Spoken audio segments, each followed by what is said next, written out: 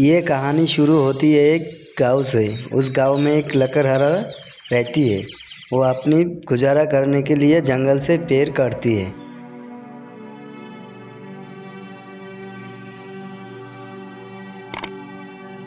अजी, क्या हमारी गरीबी कभी खत्म नहीं होगी? क्या हमें पूरे जीवन ऐसे ही आधे पेट खाकर व्यतीत करना होगा? अरे भाग्यवान, मैं लकड़ी काटने बेचने के अलावा और कर भी क्या सकता हूँ। देखते हैं, यदि कभी हमारे जीवन में सुख लिखा हो तो वह सुख हमें जरूर मिलेगा। अच्छा भाग्यवान, अब मैं चलता हूँ, मेरा लकड़ियाँ लेने जाने का समय हो गया है। अरे मेरे प्यारे गधे, चलो, अब हमारा लकड़ियाँ लाने का समय हो चुका है। इतना कहकर लकड़हारा अपने गधे को लेकर जंगल की तरफ निकल पड़ता है।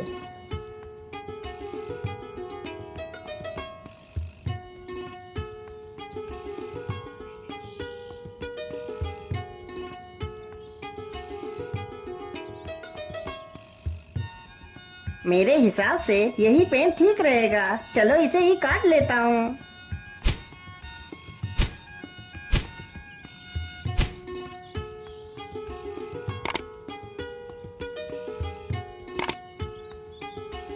लकड़हारा जल्दी से लकड़ियां काटकर अपने गधे पर लाद लेता है और घर की तरफ निकल पड़ता है। आप लोग वीडियो देखते हो मगर सब्सक्राइब नहीं करते, प्लीज यार सब्सक्राइब कर दो। पानी पानी पानी, मेरी सहायता करो। अरे ये किसकी आवाज है? मुझे लगता है कोई तकलीफ में है। चलो चलकर देखता हूँ। लकड़हारा जल्दी से उसी ओर जाने लगता है जिस ओर से वह आवाज आ रही थी। पानी पानी पानी, मेरी सहायता करो। अरे ये क्या? ये तो एक तोता है, लेकिन यह तो पूरी तरह जख्मी हो चुका है। मैं ऐसा करता हूँ, इसे भी अपने साथ ही ले चलता हूँ। लकड़हारा जल्दी से उस तोते को उठा लेता है और उसे भी अपने साथ ले जाता है।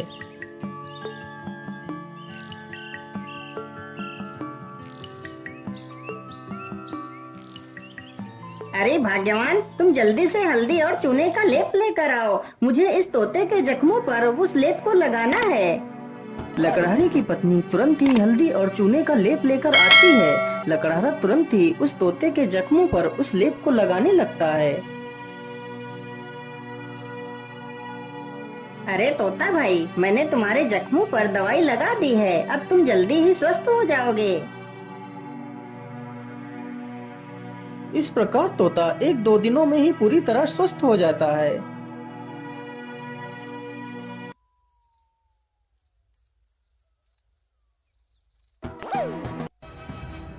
चलो आज तो इसी झोपड़ी में ही चोरी कर लेता हूँ। हो सकता है इस झोपड़ी में ही मुझे कुछ काम की चीज मिल जाए। इतना कहकर वह चोर उस झोपड़ी में घुस जाता है। तभी वह तोता उस चोर को देख लेता है। अरे मालिक, जल्दी से उठिए, देखिए चोर आ गया। अरे मालिक जल्दी उठो। अरे मालिक जल्दी से उठिए, देखिए चोर आ गया। अरे मालिक जल्दी उठो। अरे वाह, यह तोता तो बोलता भी है। तो क्यों ना मैं इसी तोते को ही पकड़ ले जाता हूँ। बाजार में तो इसकी कीमत अच्छी मिलेगी और तो कुछ इस झोपड़ी में दिख भी नहीं रहा है। इतना सोचकर चोर तुरंत ही तोते का पिंजरा उठाता है और वहाँ से भाग जाता है।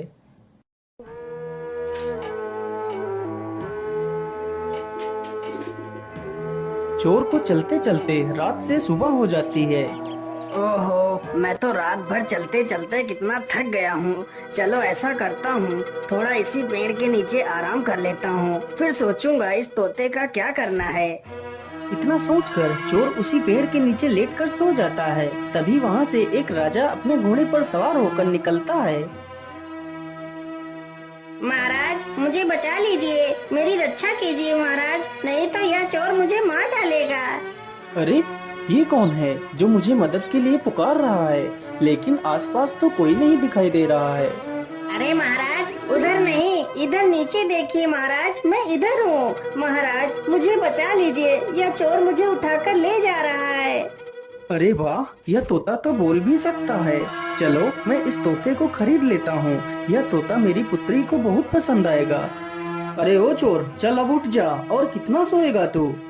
महाराज, मैंने कोई चोरी नहीं की, मुझे कुछ मत करना महाराज। नहीं नहीं, मैं तुम्हें कुछ नहीं करूँगा। तुम यह तोता मुझे दे दो, मैं तुम्हें इसके बदले 100 सोने की मोहरें दूंगा। राजा की यह बात सुनकर चोर बहुत खुश हो जाता है। लेकिन याद रहे, मैं तुम्हें ये मोहरें तभी दूंगा यदि तुम आज से चोरी करना छोड़ दोगे। यदि ऐसा नहीं किया तो मैं तुम्हें कारागार में डाल दूंगा। नहीं नहीं महाराज, मैं आज के बाद कोई चोरी नहीं करूँगा। राजा तुरंत ही उस चोर को 100 सोने की मोहरें दे देता है और तोते का पिंजरा लेकर वहाँ से चला जाता है।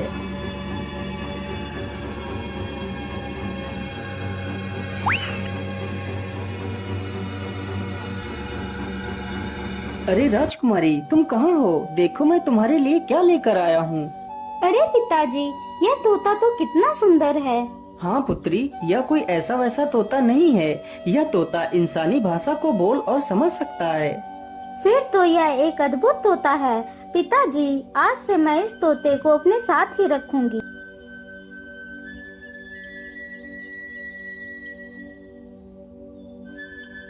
राजकुमारी रोज उस तोते को अच्छे अच्छे पकवान खिलाती, लेकिन तोते को उस लकड़हारे की बहुत ज्यादा याद आती रहती थी।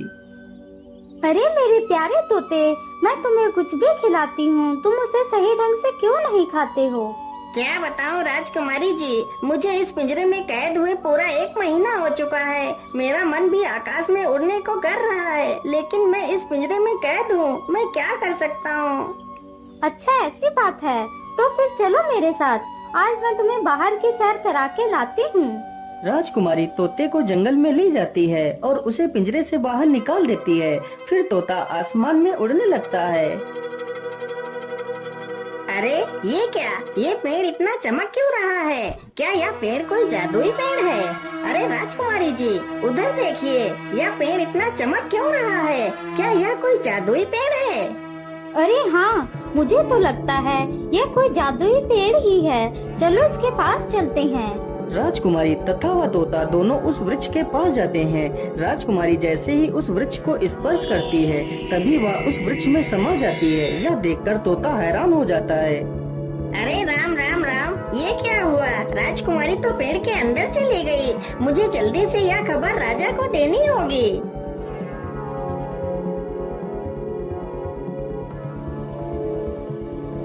अरे ये मैं कहाँ आ गई? ये कौन सी जगह है? तभी एक बड़ा सा बाज राजकुमारी के सामने आकर खड़ा हो जाता है। अरे यह बाज तो कितना विशाल है। इतना बड़ा बाज तो मैंने आज तक नहीं देखा। तभी वह बाज राजकुमारी को अपने पंजे में दबाकर उड़ जाता है। अरे दुष्ट बाज, मुझे छोड़ दे। तू मुझे कहाँ ले जा रहा है? वह बाज राजकुमारी को एक गुफा के भीतर ले जाता है, जहाँ एक डायन खड़ी होती है। अरे कौन है आप और मुझे इस प्रकार यहाँ क्यों लाया गया है? मुझे छोड़ दो, मुझे वापस जाने दो। चली जाना, इतनी जल्दी किस बात की है? तुम इस समय पाताल लोक में हो। यहाँ से निकलना इतना आसान नहीं है। तुम यहाँ से तभी बाहर जा सकती हो जब मैं चाहूँगी। यदि तुम यहाँ से बाहर जाना चाहती हो तो तुम्हें मेरा एक काम करना होगा। बोलिए, आप क्या काम करवाना चाहती हैं? राजकुमारी जी, तुम्हें मेरे लिए अमृत लाना होगा। लेकिन ये अमृत कहाँ मिलेगा? ये अमृत तुम्हें रंगी कंचन की पहाड़ियों में मिलेगा। लेकिन ये पहाड़ी कहाँ पर है? फिर वह डायन राजकुमारी को अमृत लाने का रास्ता बताती है। वह डायन अमृत पीकर अमर होना चाहती थी और पूरी दुनिया पर राज करना चाहती थी। उस डायन ने उस विशाल बाज को अपने वश में कर रखा था, जिससे वह सारे काम करवाती थी। डायन की ये सारी बातें सुनकर राजकुमारी वहाँ से अमृत लाने के लिए चल पड़ती है।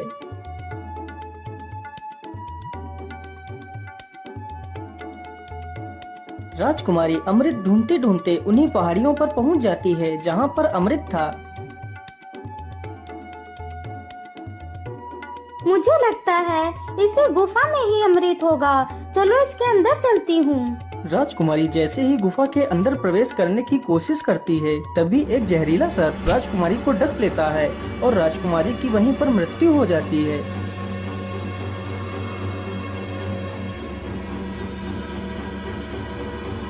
महाराज, यह वही पेड़ है जिसमें राजकुमारी समा गई है। ठीक है तोते, तुम यहीं पर रुको, मैं इस पेड़ के अंदर अकेला ही जाऊंगा। राजा जैसे ही पेड़ को हाथ लगाता है तो वह भी उसी पेड़ के अंदर चला जाता है।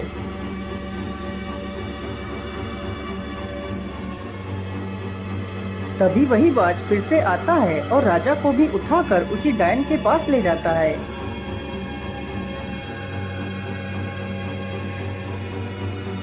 कौन है आप और मुझे यहाँ पर इस प्रकार लाने का क्या कारण है?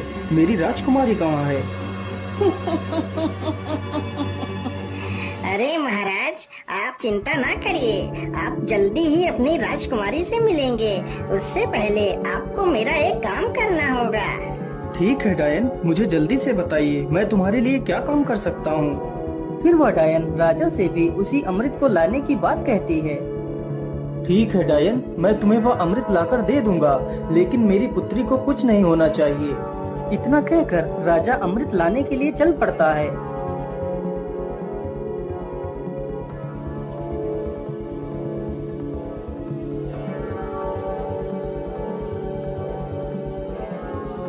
राजा चलते चलते उसी गुफा के पास पहुंच जाता है जहां पर उसकी पुत्री की लाश पड़ी हुई थी। अरे ये क्या, ये तो राजकुमारी पड़ी है, लेकिन मेरी पुत्री को क्या हुआ? हे भगवान, मेरी पुत्री को तो किसी जहरीले सर्प ने डस लिया है। इसका मतलब उस दुष्ट डायन ने मेरी पुत्री से भी वो अमृत लाने को कहा होगा। अब मैं उस डायन को जिंदा नहीं छोड़ूंगा। मुझे लगता है इस गुफा में कोई जहरीला सर्प भी है, मुझे ध्यान से आगे बढ़ना होगा। इतना कहकर राजा राजकुमारी को वहीं पर छोड़कर आगे बढ़ता है। तुम्हारी हिम्मत कैसे हुई इस गुफा में आने की? मैं तुम्हें जिंदा नहीं छोड़ूंगा। सर्प जैसे ही राजा को डसने के लिए आगे बढ़ता है, राजा तुरंत अपनी तलवार से सर्प के 2 टुकड़े कर देता है। दुष्ट, तूने ही मेरी पुत्री को मारा है, मैं भला तुझे जिंदा कैसे छोड़ सकता था? इतना कहकर राजा गुफा में आगे बढ़ता है। राजा जैसे ही आगे बढ़ता है तभी एक तीर बहुत ही तेज रफ्तार से राजा को छूकर निकल जाता है। तभी राजा अपने कदम पीछे ले लेता है। अरे ये क्या, इस गुफा में तो तीर की वर्षा होने लगी। अब क्या करूं, अमृत तक कैसे पहुंचूं? फिर राजा तीर चलने की प्रक्रिया को ध्यान से देखता है। अरे ये क्या, जब एक तीर इस दिशा से उस तरफ जाता है तभी दूसरा तीर उस दिशा से इस तरफ आता है। इसका मतलब यदि मैं एक एक कदम आगे बढ़ाऊं तो मैं अमृत तक पहुंच सकता हूं। इस प्रकार राजा अपने बुद्धि के बल पर उस चुनौती को भी पार कर जाता है।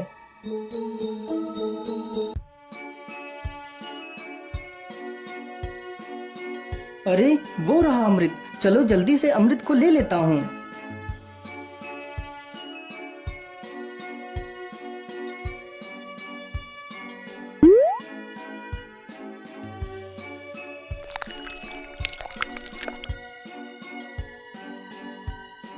मैं ऐसा करता हूँ, पहले मैं इस अमृत को अपनी पुत्री को पिलाता हूँ। ये सोचकर राजा अपनी पुत्री को अमृत पिलाता है। अमृत पीते ही उसकी पुत्री जीवित हो जाती है। अरे पिताजी, आप यहाँ पर कैसे आ गए? पुत्री, मैं तुम्हें लेने आया हूँ, अब तुम बिल्कुल भी चिंता मत करो, मैं यहाँ पर आ गया हूँ। फिर वह राजा उस अमृत को खुद भी पी लेता है और बाद में बचा हुआ अमृत उस सर्प के मुंह में डाल देता है। अमृत मुंह में पड़ते ही सर्प भी जीवित हो जाता है। फिर वह राजा उस सर्प को अपनी पूरी कहानी सुनाता है। मैंने तुम्हें इसलिए जीवित किया है ताकि तुम फिर से इस अमृत की रक्षा करो। महाराज, मैंने आपको पहचानने में भूल कर दी, मुझे क्षमा कर दीजिए महाराज। अरे नहीं नहीं सर्पदेव, इसमें तुम्हारी कोई गलती नहीं है, या तो तुम्हारा फर्ज था। अच्छा, अब मैं चलता हूँ।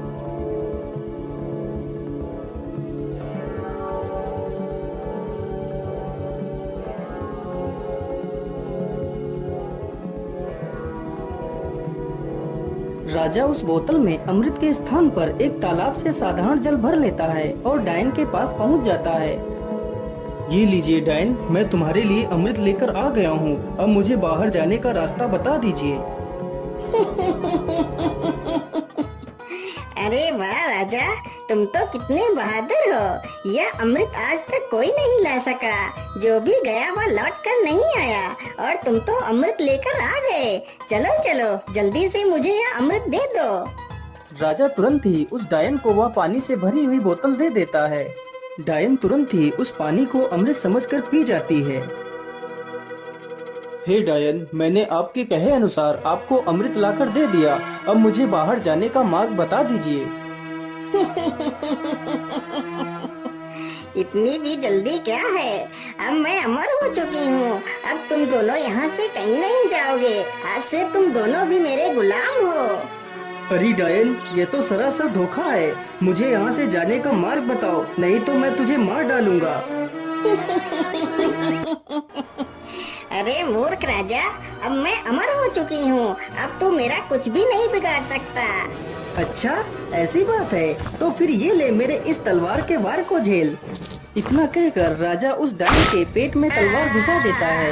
ये क्या हो गया? मैं तो अमर हो गई थी। इसका मतलब तूने मेरे साथ धोखा किया है। पानी पीकर खुद को अमर समझने वाली उस डायन की मृत्यु हो जाती है। डायन के मरते ही वह बाज आजाद हो जाता है। महाराज, आपकी जय हो। आप तो बहुत वीर और बुद्धिमान हैं। आपका बहुत बहुत धन्यवाद महाराज, जो आपने मुझे इस डायन की गुलामी से आजाद करा दिया। हे बाज, क्या तुम यहाँ से बाहर निकलने का रास्ता जानते हो? जी महाराज, आप दोनों हमारी पीठ पर बैठ जाइए, मैं अभी आपको बाहर ले चलता हूँ। दोनों ही बाज की पीठ पर बैठ लेते हैं और बाज उन दोनों को लेकर एक दरवाजे के पास जाता है। महाराज, इसी दरवाजे के बाहर आपकी दुनिया है, यहीं से आप बाहर जा सकते हो महाराज। राजा तथा राजकुमारी दोनों बाज का धन्यवाद करते हैं और उस दरवाजे से बाहर चले जाते हैं।